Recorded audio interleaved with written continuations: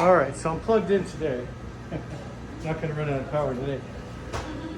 We're going to do angel food cake today. We're also going to be doing a Boston cream pie, which involves making a chiffon cake. The recipes I put out for you, you can see there's a lot of eggs involved. Hunter started counting up the eggs. There's a lot of eggs. But that said, that's what foaming is all about, and angel food cake is primarily made with eggs. There's a little bit of flour in there, but by and large it's stabilized with eggs. That's what really makes it work. We haven't covered the foaming method in great detail, but one little thing about the foaming method, there's three types. One of them is called cold foaming, where we typically use that with egg whites. In order to make cold foaming work, we call it cold, but it's room temperature. The egg whites have to be clean, which means no egg yolk at all in them. If you are cracking eggs and you get a little speck of egg yolk in there, then grab a piece of shell and dip it in and fish out that little bit of egg yolk. If you try to do it with a spoon, the egg yolk will run away from you. There's something about the positive energy charge of a spoon. I don't know. Whatever it is, when you put the egg shell in, the little yolk goes right to the shell. So I check my egg yolks, or egg whites rather. If there's even a speck of egg yolk in there, it'll cause a little bit of fat will cause the whole foam to collapse. And all your work, all your cracking and separating of eggs will be for nothing. You'll have to start over. Once it collapses, there's no bringing it back. So other things I check when I'm doing egg whites is I check my mixer, make sure it's clean. Make sure there's nothing under there that's gonna fall down from a previous job. Let's say there's a piece of gook underneath your mixer and it falls into your egg whites when you're mixing. Well, if it has any oil in it, it could cause the whole thing to collapse. So I'm just really conscious. I also check this. I check my whisk to make sure it's clean. I know chefs actually who will actually wipe out all their tools and equipment with lemon water to make sure there's no oil. They get really anal about it, but there's a reason. It can be a real pain when you have to re-crack all those eggs and separate them. That said, if you do have clean whites, everything's good. I've got 14 ounces of egg white here.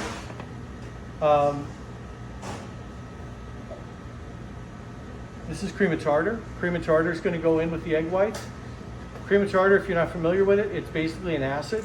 So if you were to taste it, it's very sour. It basically strengthens the protein in the egg white. So it'll make the foam more stable and make it a little stronger. It also makes it easier when you go to fold the rest of the dry ingredients in with it. It'll make life a lot easier. So we're going to take the egg whites, put them into our bowl, along with the cream of tartar.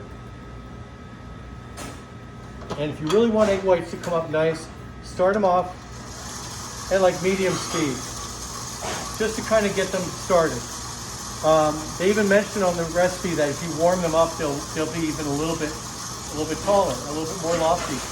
That's kind of good. Although these have been sitting at room temperature, so they're reasonably warm enough. Now, once you get to a point where they're getting frothy, once it starts getting frothy, then we can start adding sugar. It's starting to get frothy now, but the idea behind it is once I start pouring in sugar, I want bubbles to be in there to capture the sugar. So like little pillows, when a piece of sugar falls, it doesn't just go right to the bottom, it gets caught by each little air bubble. That makes a difference. That way the sugar gets mixed in and dissolved into the egg white. So now that we're getting kind of frothy, bump up the speed just a little bit. And I'm going to start drizzling it in a steady stream, little by little. And the sugar is going to stabilize this egg white along with the cream of tartar.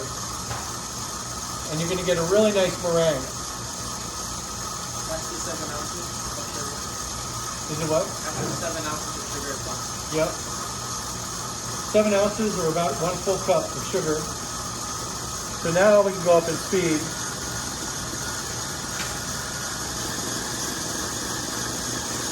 And it'll start sounding like a helicopter.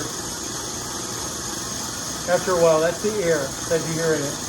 It has this sort of putta putta putta putta putta sound, you know.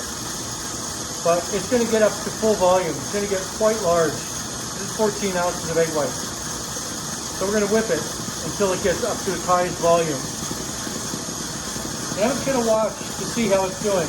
It should just keep rising and rising and rising, coming up little by little until it's completely at its highest volume.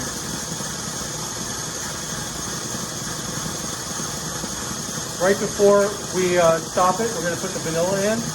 Vanilla and almond extract. Almond is optional. Vanilla is optional. These are flavorings. So if you don't like vanilla, you can just put in almond. If you don't like almond, you can just put in vanilla. I would want something in though, you know, because otherwise it just doesn't have any taste. Doesn't have any flavor. This is coming up pretty nice. And I'm watching the edge to see if it keeps coming up little by little. And as soon as I see it sort of level off, then I know it's time to slow down. And it's just about there.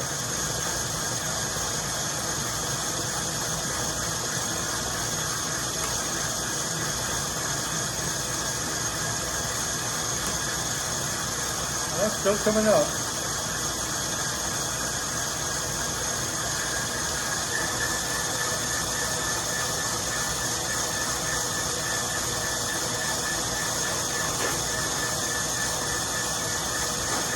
So now that we've got a pretty good sized meringue, I'm putting the flavoring.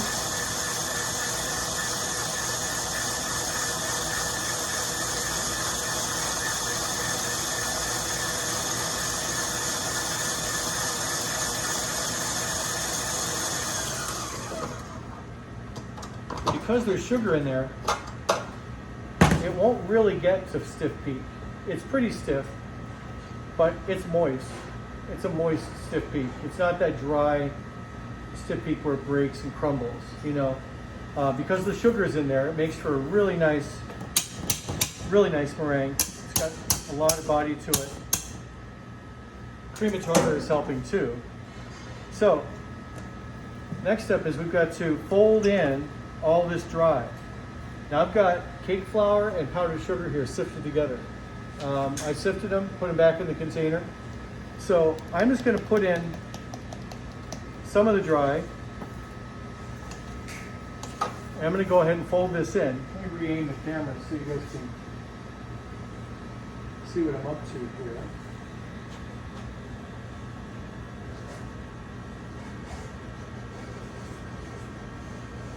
So Charbel should be able to see me because I've got the wide angle going here. But the folding process is I always turn my bowl. So I go up the side, scraping up the side of the bowl, and I just bring the egg over my dry until it all disappears.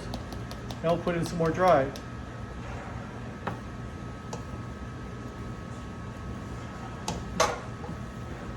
Like anytime I'm folding with eggs, I want to make sure I do it pretty efficiently so that I can get this stuff folded in with the least amount of strokes as possible. So I lose as little air as I can. So a little at a time. I'll have one more addition.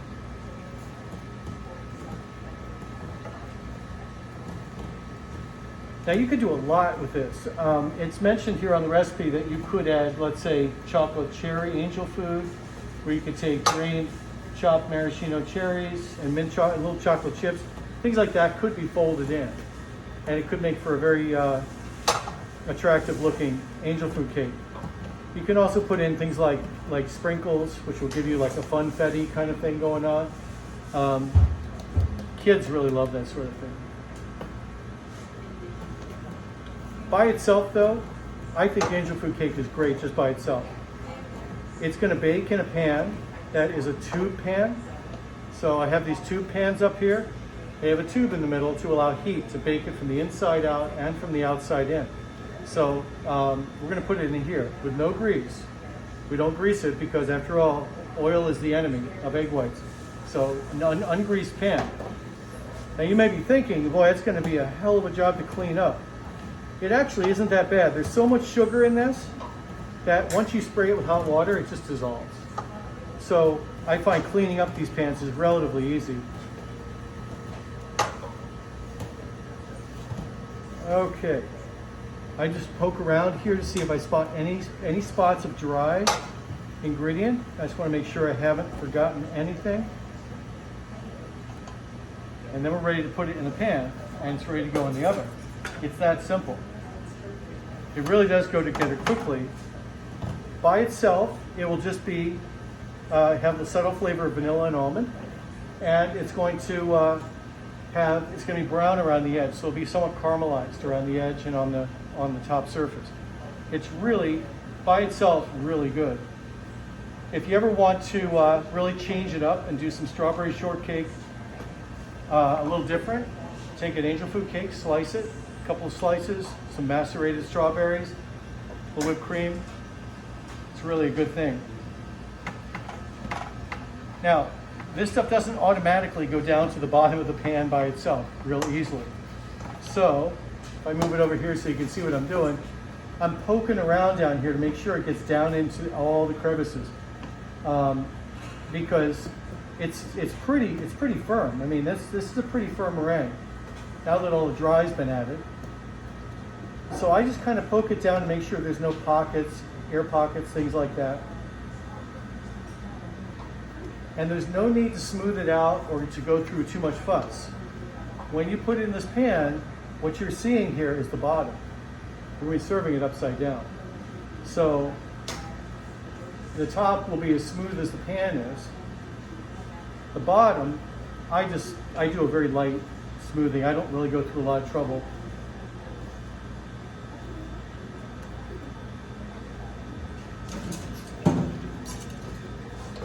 So that's a bit rough. So I'm just going to go ahead and just spread it around, just trying to get it somewhat even so when it does sit upside down, at least it'll sit somewhat level. That's all I do. But I do this quite a bit. I've taken angel fruit cake and use it with strawberries like that. You can also do fun stuff like if you have chocolate, you can dip it. You can dip slices in chocolate. I've made little diced angel food and dip them in chocolate so that they have a chocolate coating on the outside. And you just go ahead and eat them and find this wonderful soft interior inside of a chocolate. It's kind of fun. All right, that's ready to go in the oven. Really straightforward. Maybe wondering, what are those little things for? Well, once we go to cool this, after it comes out of the oven, I'm going to turn it over to cool it upside down on these legs. That's going to allow gravity to work in your favor.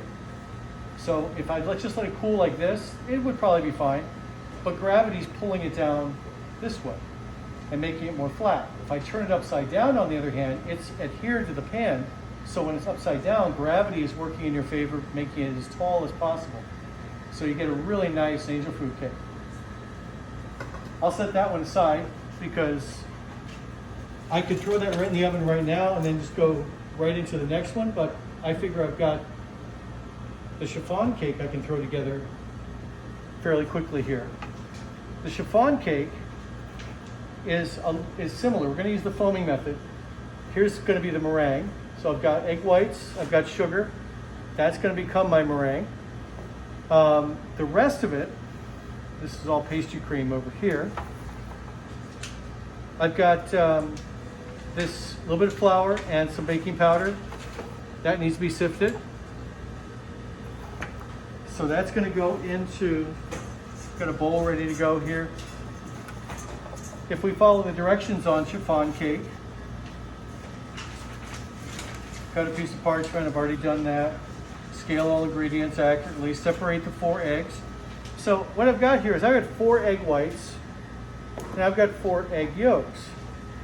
So basically 4 eggs separated, yolks go one place, whites go in the other. We're going to make a batter in this bowl here, and the batter is going to be made with the egg yolks and all the other ingredients. The last part is going to be folding in that meringue into that batter to lighten it up. And then that light batter with a meringue in it will go into this pan and get baked. And it's going to make it a very light, fluffy cake. So it mentions here, add to all the dry ingredients, the oil, the water, the vanilla, using a whisk until smooth. You can do all this by hand in a bowl. The only part I'm going to use the machine for is for the meringue itself, just to get the egg whites whipped. So I'm first going to sift my baking powder and my flour together,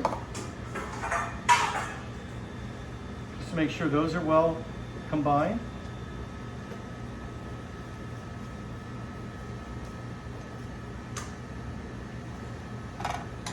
Then comes the, just trying to follow here to make sure we got the sugar. I'll put that in. And instead of whisking that, I'm just going to kind of combine them together. Then all the liquids. We got water, we got oil, I've got egg.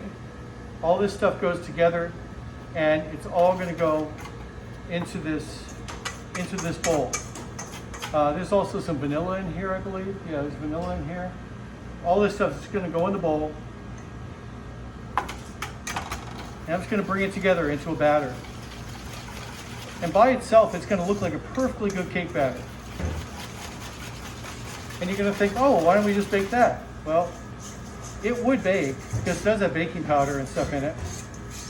But it wouldn't have the height, and it wouldn't be as nice as a real chiffon cake. So by itself, it looks like a cake batter. Now we're going to go ahead and do the next step, which is getting the, I'll grab another bowl. We're going to get the meringue ready, and we're going to fold it into that.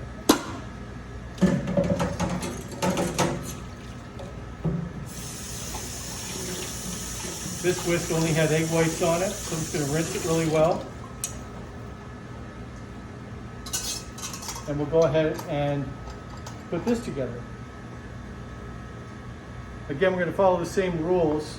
There's a little bit of cream and tartar in here already. So same rules with egg whites. Make sure they're clean. Make sure there's no egg yolk in them. We'll start them off at kind of medium speed. Let the protein kind of get used to being agitated and starting to find some air bubbles. Then we'll pour in the sugar little by little until it forms a nice meringue at a higher speed. So you notice I always start off slow, but I worked it up to full speed. Don't be afraid of speed 10. It really gets you there faster. I know I've seen so many people that get really apprehensive. They'll turn it to 6, but they won't go all the way. Just pedal to the metal, you know? Just turn up that speed. It's okay. I'm at 6 right now, and we're starting to get some bubbles.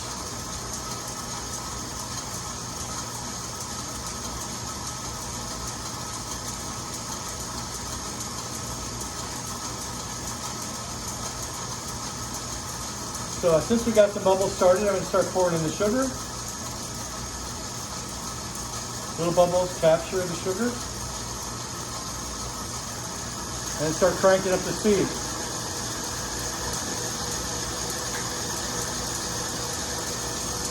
So that's all the way, that's up to speed 10. And we're going to get this up to some good volume, get some nice white fluffy meringue. And that's going to be folded into this batter.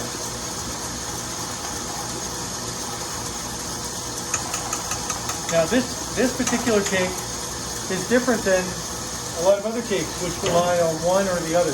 Most cakes have either baking powder, baking soda, and that's all they have to leaven them up. This has not only baking powder, but it also has meringue, which is trapped air. So we've got both physical and chemical leavening going on at the same time.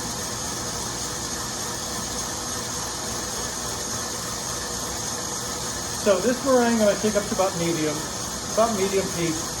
The idea being that I want those bubbles to be able to grow some still. I don't want them to be too big. So it's getting up to be a nice medium peak now, and the bubbles are of moderate size. which means they're going to have some potential to grow. And I want them to grow because I want them to become larger and make my cake larger. So it's not exactly a stiff peak.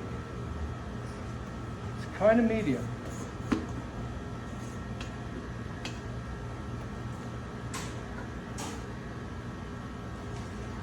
So I'm just going to put it all in there. And you can tell just by looking at it, it's gonna really make this fluffy. So again, fold, fold, turning your bowl as you go until we get this nice and even.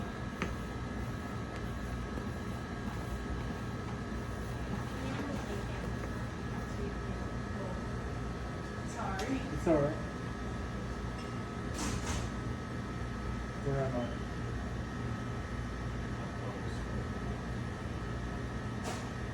There it is. So yeah, as I fold, I just come up the side and I spill over and I just turn the bowl as I go until everything's nice and even. And again, I try to do it as efficiently as I can with as few strokes as I can so I can keep as much of this air as possible, because obviously I've already put in the work to get all this air. I don't want to lose it.